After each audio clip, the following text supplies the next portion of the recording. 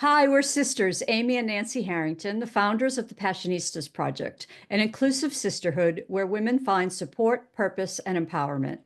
Each episode, we share stories of passion-driven women breaking barriers and redefining success. Today, we're talking with Shashana Kaplan, the visionary behind PIFster, the app that makes giving back fun, easy, and impactful for local nonprofits. We are so excited to talk to you today and share about your amazing organization, Shashana. Thank you so So, much for having me. what are you most passionate about? Oh, many things. Right now, it's these smaller nonprofits, these people who have such a steadfast heart to help their community. Without them, I think our communities would fall apart. And these people are just amazing, and nothing stops them. They're just tenacious and out there, and they just don't let anything stop them. And I love them, and I want to give them a voice and a platform so that people know who they are. We all have these small nonprofits right in our backyard, and we just don't know. So tell everybody what that platform is that you have created for them. I would love to. So it happened during COVID when my husband and I, realized that there were so many people in need. And I remember saying to my husband, and I'm sure many have said this before, if I had $1 for everybody that cared, we wouldn't have these problems. And my husband said, I think we should do something with that. And I had no idea what that was going to take us into. So for 2 years, we worked together and we created an app, and it's called PIFster, the Pay It Forward app. And we are a 501c3. But what we do is we crowdsource $1 a month donations, and then we pay it forward every single month to charities and neighborhood causes that are suggested on and voted on by our users. Then we make a video showing your money doing what you voted it to do, because transparency is everything. We have been going for 26 months, and we have done some amazing things. We helped a little boy in Oregon get heart medication that prepared him for heart surgery.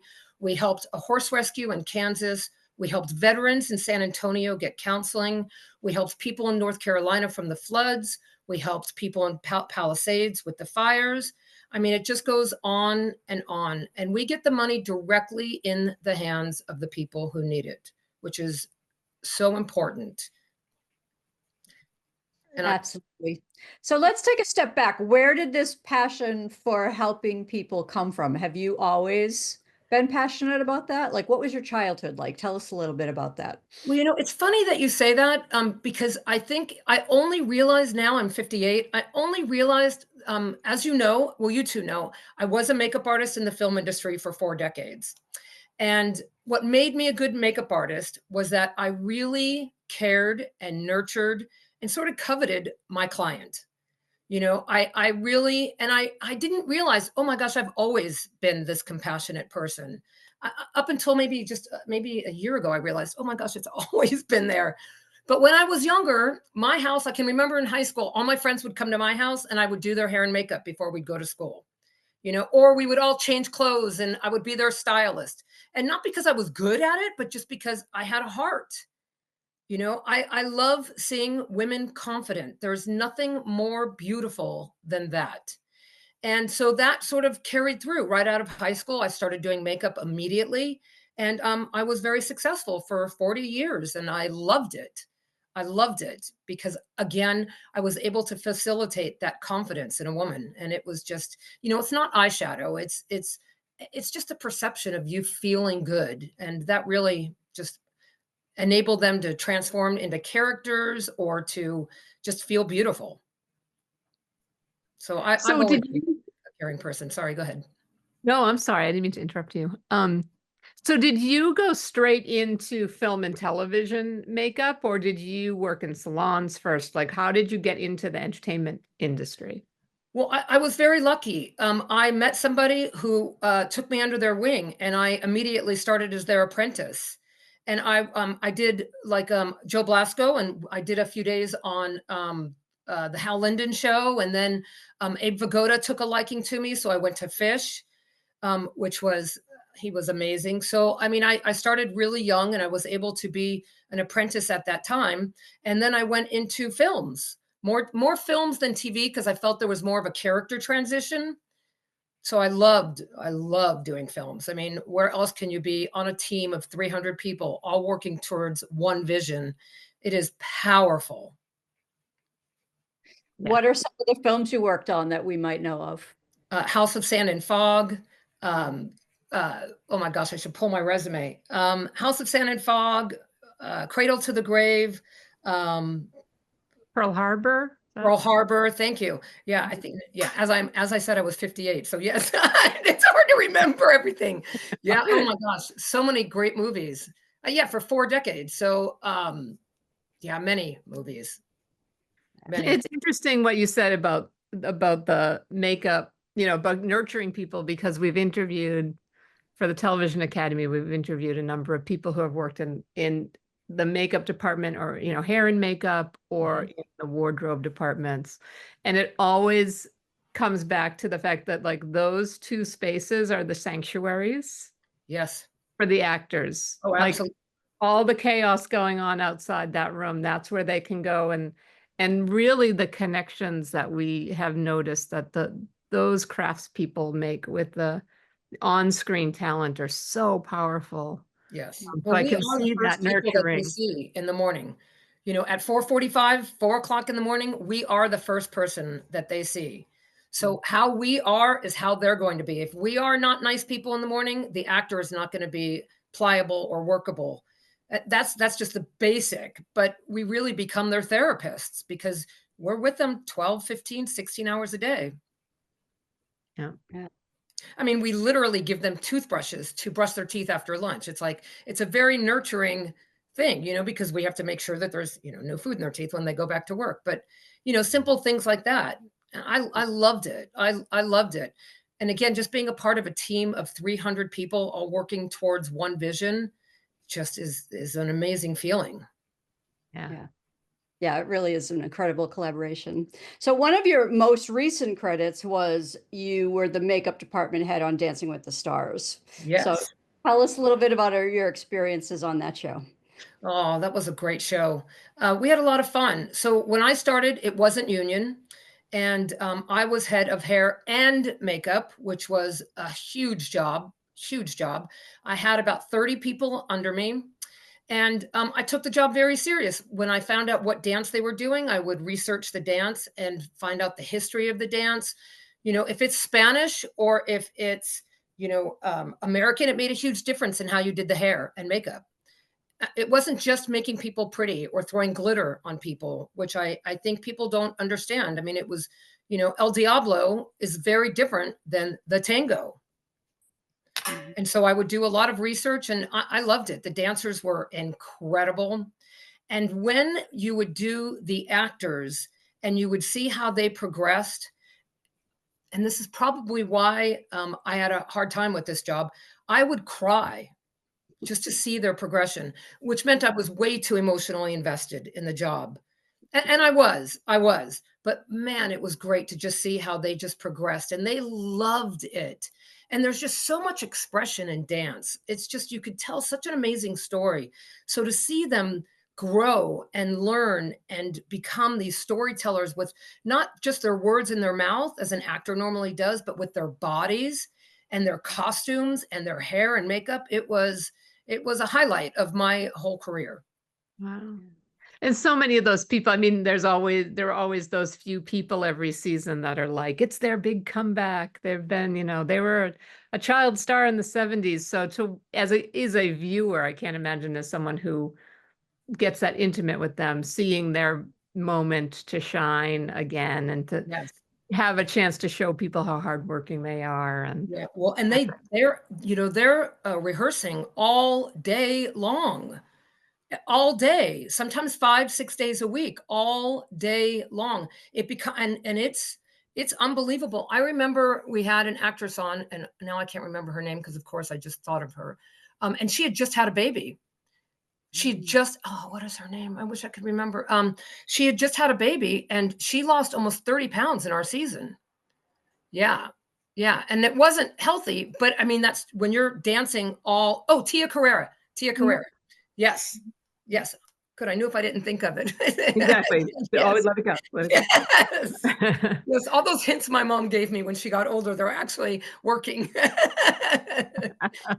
Yeah. I Tia Carrere, remember she Tia lost, Carrere. yeah, Yeah. she lost a lot of weight. And the doctor was like, you've just got to be careful. But I mean, what can you do when you were doing high kicks and dancing all day long? That's just how it happens. How it Yeah. happens. But man, the first time she did a high kick, I remember us all in the makeup department applauding her and just being so happy because it's monumental for them to like be so refined in their movements. It's just great. Yeah. Mm. It's great. Yeah, and when I left my assistant there. Her name's Zena. She does the Academy Award. She took over the show and she's amazing. Wow. She's a great, great makeup artist and a great person. And I am so proud of her. It's so great to leave something like that to someone and just see them blossom. Yeah. So now, how was the show impacted by COVID? Well, the show, Yes. there wasn't COVID during Dancing with the Stars. I was on Westworld when COVID hit. Yeah, I was on Westworld, and I could tell you that they had us in hazmat suits, booties, gloves, masks, a shield, and it was challenging to say the least. That they bind you up and then they say, "Okay, go create magic." And it was hard. It was hard to make a connection for one, and then it was just hard to work. I mean, you couldn't breathe. And if you pulled your mask down to take a bite of a sandwich, the COVID police would come around and tell you to put it back up. And then you'd see producers walking around without a mask. So it was very hard and very confusing and very challenging. Challenging. Yeah. I mean, I'm glad that as time went on, we were able to do the mask or a shield because and I'll be honest, for me personally, I was just ending menopause. So I was like, I was dripping under my hazmat suit. It wasn't good. And I that when you're wearing a mask, you got the sweat on your your upper yeah. lip. So I'd go running to the hair department and beg them for their hair dryers just to dry off a little bit. Yes. Oh, yes. Yes. Yeah. And those things don't breathe. I can tell you, those hazmat suits do not breathe. Yeah, so it was challenging, but we made it through. And I think also the hard part is that we had talked about all these studios being separate. They would require you to take a test. The problem is that Disney didn't take Warner Brothers tests results. Warner Brothers didn't take Paramount's. So every show that you worked on, you were running around getting tested at all these different places because every studio had their own testing facility. So now I understand that because they were being repaid by the government. I understand that now, but at the time, it was very hard because, say, in one week I would be on Westworld, and then I would be doing like the Lakers. And then I would be doing something for Netflix. While working 16 hours a day, I had to run to these other places, at the 18th hour, 19th hour of the day to get tested. So that was it. That was hard. That was really hard. And then having the COVID police come around and tell you to after you take a sip of water to put your mask back up. I mean, that was, but it's over now and it's all good. And, we survived. We survived. And Westworld was magical. So I can't imagine how cool it would have been to be on that set. yeah. Oh, the set's amazing. The set, just the whole energy, because that you're doing something that is different and futuristic and hasn't been done before. And yeah, it was fun. It was a lot of And fun. yet you also get to like do the throwback to the Western and do, you know what I mean? Like the different time periods Oh and yes. Oh yes. And we'd get these big graphs or these big charts of like, okay, so before lunch, we're doing this look, and again, like you said, we'd be in the Western world, and then after lunch, we'll be in Japan. So we're going to be doing this look. And it was like, oh my God, this is a blast. It's not often that you get to do all that expression in one day. Dancing with the Stars is the last time I was able to do that kind of expression because you had all the different dances, but yeah, so I loved it. I loved it. It was a blast. And I had a great department. The department was so encouraging and so lovely. And they were under so much stress because you were running all over the place. And they had first unit and second unit and then, third unit. And it was amazing. And Wow. weirdly enough, amazingly, I'm so proud to say this, a hairdresser, Jose Zamora, was the head of hair on Westworld, and I hired him. That was his first job in the industry on Dancing with the Stars. So in Because just that, he's a like regular hairdresser, right? Why yeah, do I know his name? because he's a huge hairdresser now. And now, I mean, he was so talented. I knew if I didn't scoop him up, I would lose a gem. So I hired him, and he did the judges for the first 5 years.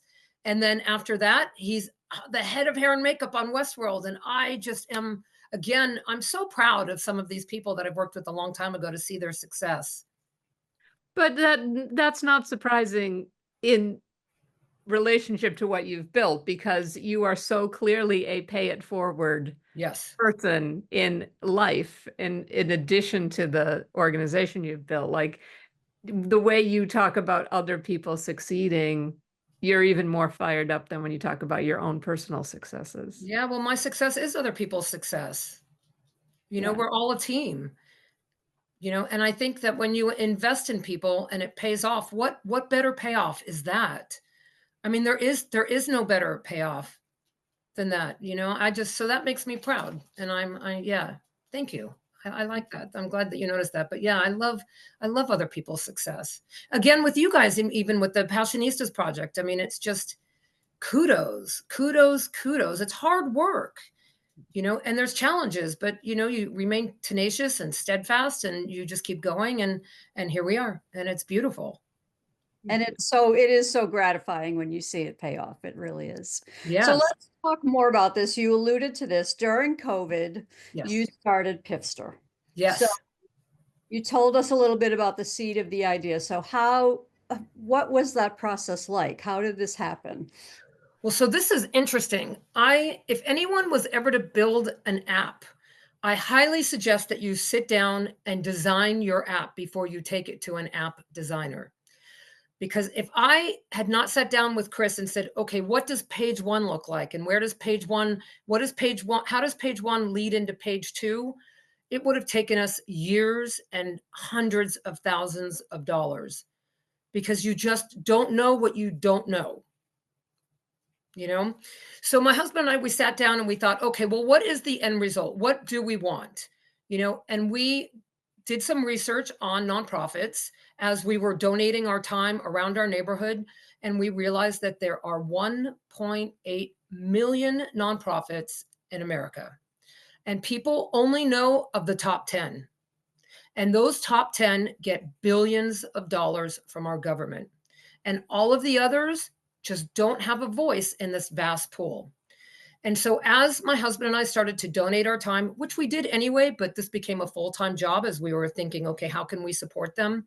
We realized that these smaller nonprofits, as I call them, are usually run by someone who suffered a trauma themselves and vowed that no one else would go through what they went through. And they opened up a 501c3. They have no idea how to run a business. They only know that they want to care for people and prevent them from going through what they went through. And those are the people that my husband and I really wanted to give a voice to and give fundraising and a platform. So not only do we raise money, but we promote them on social media, and then we keep them on the app so that people know that these nonprofits have been vetted, and that every Christmas when you come around to your donations, these people have been vetted and they are a neighborhood cause that really depends on these donations. They don't get these big grants. It costs thousands and thousands of dollars to hire a grant writer. And some of these people just can't do it.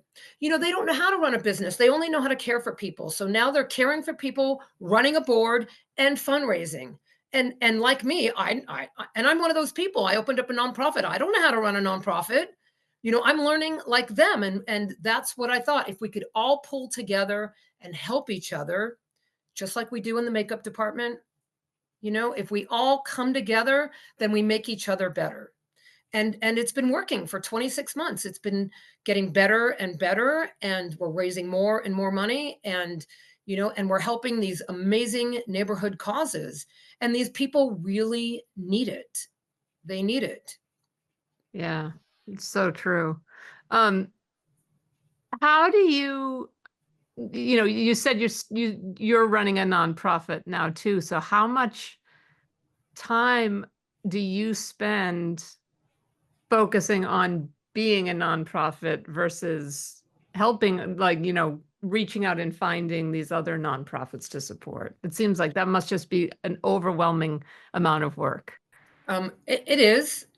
And there are times where I'm like, I can't do this, and luckily I have friends who run other nonprofits, and I call them and they're like, encouraging. I mean, that's what I mean about like a department, like we encourage each other. So thank God there are people that I can lean on, who I call or they call me. And that has been life-changing.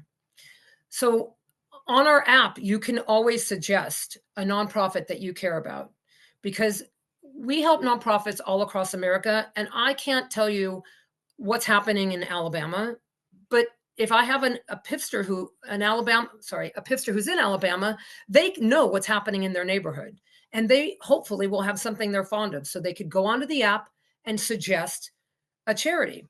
So that's how we've helped people all over America, is because we have PIFsters from here to Hawaii, New York, Texas, Oregon. I mean, it's amazing. It's amazing. And all of those people have obviously gone on the app and have suggested a charity. And I spend my day vetting these charities, and making sure that, that they are who they are, that there's consistency, that, at least 85% of the money coming in gets used on the cause, because you'd be surprised how many people only donate 20 to 30%. And I'm not here to help you make money. I'm here to help you with your cause. So, I mean, the nonprofit world is kind of tricky, anyway, so 85% of the cause, and then also to make sure that there's no, fraud in their history, to make sure that, their board is on the up and up, and, and that they're good people doing the right thing. And luckily I've had more of those good people than others. Yeah. Yes. So tell us about the voting process and how that works, how you select the 4 every month, and then how the voting process works. So, wow, that's funny. That is my biggest challenge now. We have so many suggested charities. So right now it's just kind of like whoever I finish vetting goes up next month. And that's, last month we kind of pushed people a month because we had the unexpected fires, and I really wanted to help people with the fires. So everyone sort of got pushed down a month, and I had to rush to vet those charities. Every month we have 3 new charities and a runner-up from the last month, because I want to give somebody a second chance, because they work hard to get people to get on the app and to vote for them. So I give them a second chance. So we have 3 new charities that go up, and every month you can go onto the app, you join, you become a PIFster, and you can vote every month. And whomever has the most votes at the last minute of the month gets the monthly dollar pot. That's great. I didn't know I didn't notice that you gave the second chance, because we've been going on every month and voting, but it didn't register to me. Yeah. Well, again, that's me, because I mean, people work so hard to get people to get on the app and vote, and God bless them. I want to help everybody, so we give them a second chance, or a third chance. Adopt Me Rescue's been up for 3 months because they've come close so many times. Fantastic. Yes. And when, I don't know that we've been clear to say that to become a PIFster and to become someone that gets to nominate people and gets to vote is $1 a month. Yes, just 25 cents a week, $1 a month. It's the best dollar you'll ever spend. And we need dollar donors so that we could help these smaller nonprofits and causes. Yeah. Yes. So please, anybody listening, go to pifster.org or app.pifster.org and become a PIFster. It's the best dollar you'll ever spend. And you actually see your dollar working, because we make videos showing your money doing what you voted it to do. Yeah, even though they're gut-wrenching, the videos, and heart-wrenching, but it's great to see people take the money and really make it work. Yeah. Yeah. And, I think we all know there are people who are like, it's only an extra $20 a month. It's only an extra, it's $1. And I have to say, like, even for people that are struggling I don't have a ton of expendable cash right now. I always feel good about my dollar every month. I feel like, Yes. ooh, and I vote every month because it's like, ooh, okay, I get Yes. to be part of this decision. I get, sometimes I know the charity, or I'm feeling really connected to what their mission is for some Yes. personal reason. And it's really, that they're going to get way more than $1, Yes. but Yes. that all you had to do was give $1 and your time. And I also love that you give people a mechanism to make donations beyond the $1 if they want to. So Yes. talk about You could that. always make a direct donation, and no matter who gets the most votes, they will always get that direct donation.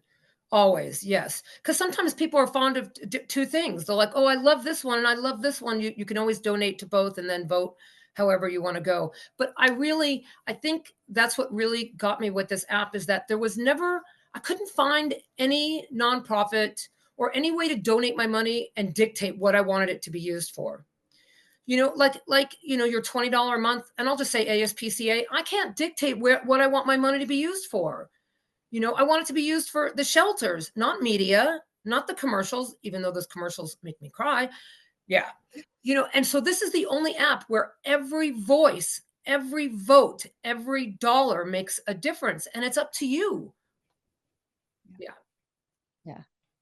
You mentioned a couple of the recipients briefly, but can you give us a couple more success stories of people that you've helped through PIFster? Yes. Oh my gosh, where do I begin?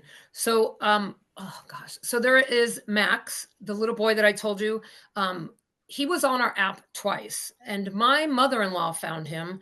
And apparently, this boy was born with bacterial disease, which is no esophagus and no anus. So he was $1 million baby within the first 5 minutes of his life. Immediately into surgery, and they created all this, and they predicted that he wouldn't live to be more than a toddler, and he's now 7 years old. But my mother-in-law found him.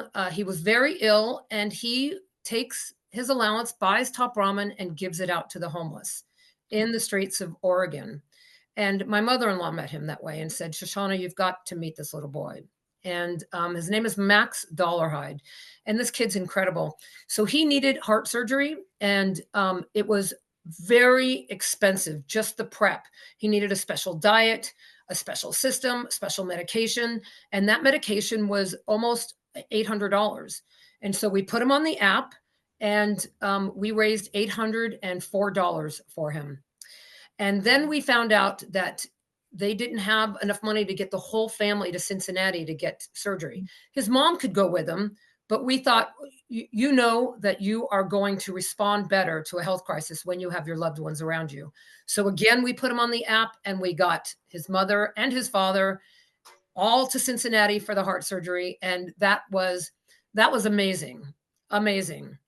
There is a horse rescue in Kansas that became aware of some farms that were buying horses and taking them to Mexico to be slaughtered. And so we put them on the app, and we raised enough money for her to not only buy the trailer that they were using to transport them, but she bought the horse farm. So all of those horses were saved. Little things like that are amazing. Yeah, it feels so good. We've helped the people in North Carolina. We helped Heal Corporation. We helped them install, when they were flooded, all the water, what are they called? Water filters, everything was destroyed.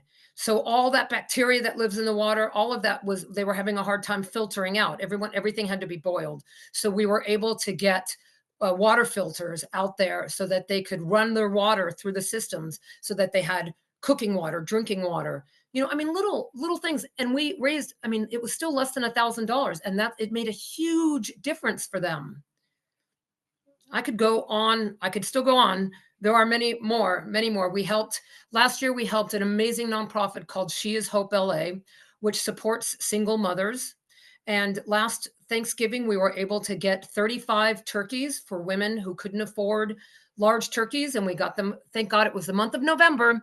So we got them Thanksgiving turkeys, 35. Can you imagine 35 families that weren't able to get turkey? I I don't know where I'm living sometimes. There's so much extravagance. And then you see people who just need just a little, just a little. So yes, so a turkey was what we got them. We helped Project Pop Drop, which is another amazing organization that organizes schools to get hygiene kits and food. And we help them. They just show up at a homeless shelter and pass out food and hygiene kits and little notes of encouragement, which is, I know it's hard, but keep your chin up. Here's some shampoo, take a shower, you'll feel better. I mean, not as blatant as that, but little things like that. We helped, there's a thing called Showers of Hope. We paid for them for a month to travel around to different parks and to give homeless people showers.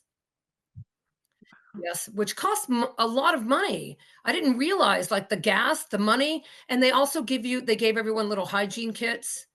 So that was really great. We helped seniors. We helped a place called MAPS, which is the Mission to Assist and Provide for Senior Citizens. There were senior citizens that were choosing between paying their electric bill and mobility because they had an electric chair. So we were able to help a couple seniors pay their utility bill off for where it was at the time so that they could actually have mobility. Yeah. Wow. Just these little things, but it's amazing to pay it forward. It's just, honestly, it's the most blessed thing I've ever done in my life. And every single month, it's the gift that I get to do. So Well, and it's a gift to so many. And I also want to say you have helped Passionistas. Last year, you also supported Aaron's Coffee Corner and Carolyn, yes. which it was so dear to our heart. Carolyn is a dear friend and a long time Passionista. So to see that worked out, we're so grateful to you for that. She is an amazing, strong woman. Another woman who sees something and says, okay, that's it. No one's going to go through this. And I don't know if people know she has an ill son who is constantly in the hospital. And she noticed that the nurses that work 12, 15-hour shifts had to leave the floor to get a cup of coffee, which is it's ridiculous. Yeah, it's just ridiculous that a nurse who is so devoted can't get a cup of coffee where she works.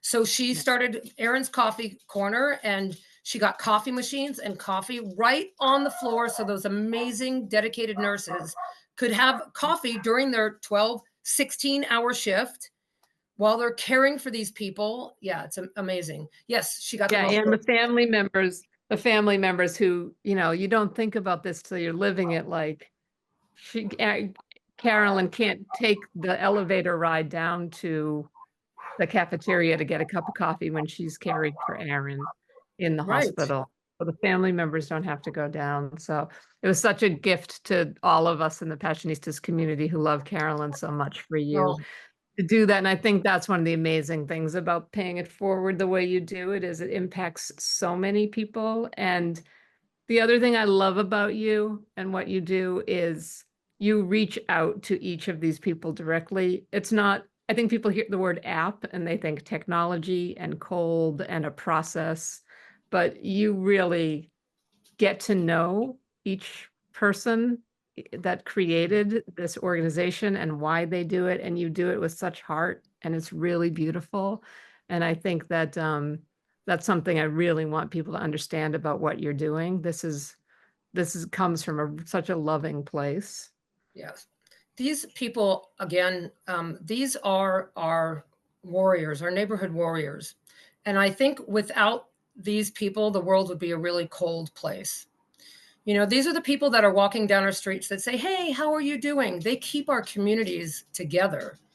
And Carolyn, especially, boy, yes, I do want to know about these people because I want to give them a voice and a platform so that other people can have hope and to see that like you can do it. You yourself, if you see something that needs to be done, you can do it too. Like, look what Carolyn's doing. Or if this is something that's important to you, you can continue to help Carolyn because even though we just helped them for a month, they need continued support. Yeah. Yes. And we continue to support them and we continue to promote them. And thank you. Yes. These these people are important to us, you know, and important to the world. Yeah, absolutely. Absolutely. If they weren't doing what they're doing, Yeah. so many more people would suffer. Yeah. You know, it's funny. I close my eyes and I think, wow, just in LA, we have 10 million people. Just 10 million people. If everyone would donate $1, even if 1/100th donated $1, that's so Right. much money that could resolve some of these problems and really put these caring people on a trajectory that could really do a lot of good. You know, I can't do what they do. I would be a blubbering mess. I mean, you know, I rescue dogs and I'm still crying, you know. And it's like I say to my husband, if I gave a dog rescue $10,000, they're not going to go to Hawaii on vacation. They're going to rescue more dogs, you know. And I can't do what they do, but I could give them $1 to do that, and I can support them in what they do, you know. And I hope that other people can do that too, because we need these people. We need these caring warriors in our neighborhoods. They really, Absolutely. they give people hope, you know. Absolutely. So what's your vision for the future of PIFster? Oh my goodness. More dollar donors, more dollar donors. Yeah. No, if we could get up to amount where we could start dividing the amount and helping 2 a month, 3 a month, that's my dream. That would be my dream, where we could vote on 3 different organizations, so that, again, because there's 1.8 million nonprofits in America. You know, if I'm just going to do one a month, it's going to take me a while to help. You know, so I would love to get to a financial place where we had so much money coming in that we could give, you know, 20,000 here, 20,000 there, 20,000 this one. That's my dream. You'll get there. Oh You'll yes. definitely get there. Oh yes. So to help you get there, Yes. how can people support you? Where do they find you? And how do they become PIPsters to donate? And also, how do they nominate other people? So there's 2 things you can do. You can suggest a charity that you're fond of, or a neighborhood cause, right on our app, which is pifster.org. And to become a PIFster, you'll go to app.pifster.org, and there's a tutor that will take you through how to donate your dollar, and then you could start managing your subscription, and then you can start right away voting and suggesting. And can people suggest their own organization? Absolutely. Absolutely. Yes, because again, some of these smaller nonprofits are, again, run by someone who suffered that trauma and said, no one's going to go through this. So yes, yes, please. We love that. We love that. And I look forward to getting to know each and every one of them. Because the Excellent. goal is also, you know, on our website, we have something called PIFster Pals. And also, not only to financially offer support and fundraising and a voice, but I would love, and this is a bigger dream than just the fundraising, I would love for mental health nonprofits to be able to work together. You know, because a lot of times, a lot of the training comes from the top down, and they have to wait for that information. But there are so many people who could come together and learn from the bottom up. You know, and so we've done this thing called PIFster Pals, where we're having all of these nonprofits join, and then they start to get to see, oh, look, there's another mental health organization. I'll get to know them, and it's working. Like New Horizons is now working with Task, the Adult Skill Center, and they're learning from each other. At first, it was kind of interesting because they were like, oh, I don't know if we want to share in the fundraising, and I'm like, well, you need to get over that right now. Because listen, the goal is to help these people, and it doesn't take money all the time. It's not always money. I get that money is how you help people, but really, let's start with the basics. And so now Task is working with New Horizons, and there's some senior centers that are working together. And that's the best part. That's the best part, when you see them working together, because now they're going to do fundraisers together. Well, Like, and awareness, you can't put a price tag on awareness of yes, an organization, but also of an issue. Like, it's so yes. hard. There's so much noise. There's so many issues. It's like the more we amplify what the charity is about, what the organization is about, and why they're doing what they're doing, the more people understand what other people are going through. Yes. Yes, and because I know what my ladies, like Tisha from She Is Hope and Nikki from Project Pop Drop, I know what support those ladies have been for me. I wish that upon all nonprofits, that they have other nonprofits to lean on and to encourage them and to educate them and to share in their experiences, because that's how we grow. Yeah, absolutely. All right. I can't believe our time's almost up, but we have one last two-part question for you, Okay. which is, what is your dream for yourself and what is your dream for women? Ah, wow, that's big. That's big. Um, Well, of course, I go back to my makeup artist self for my women. I want women to know that they are perfect just the way they are. That especially with makeup, um, nothing makes you better. It just enhances the perfection that you are. That's what I want to leave for women.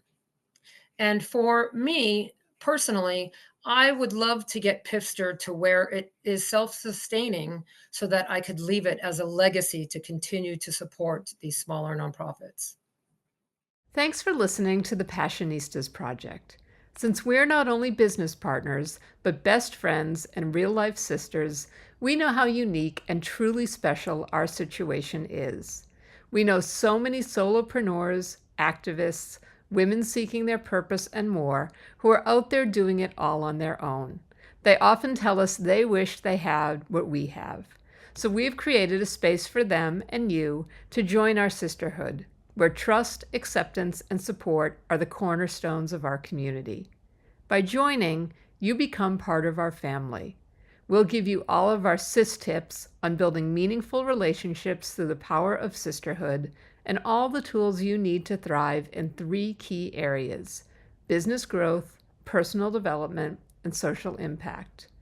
You'll learn from our panel of Power Passionistas who are experts on topics like transformational leadership, letting go of perfectionism, the power of community, and so much more. You can connect with like-minded women and gender non-conforming, non-binary people who share your values and goals in chat spaces, at online Passionistas pajama parties, and virtual and in-person meetups. And you can register for our exclusive series of online courses designed to help you tap into your intuition, find your purpose, bring your mission to fruition, and integrate diversity, equity, inclusion in every aspect of your plan. Be sure to visit thepassionistasproject.com to sign up for our free membership to join our worldwide sisterhood of passion-driven women who come to get support, find their purpose, and feel empowered to transform their lives and change the world. We'll be back next week with another Passionista who's defining success on her own terms and breaking down the barriers for herself and women everywhere. Until then, stay passionate.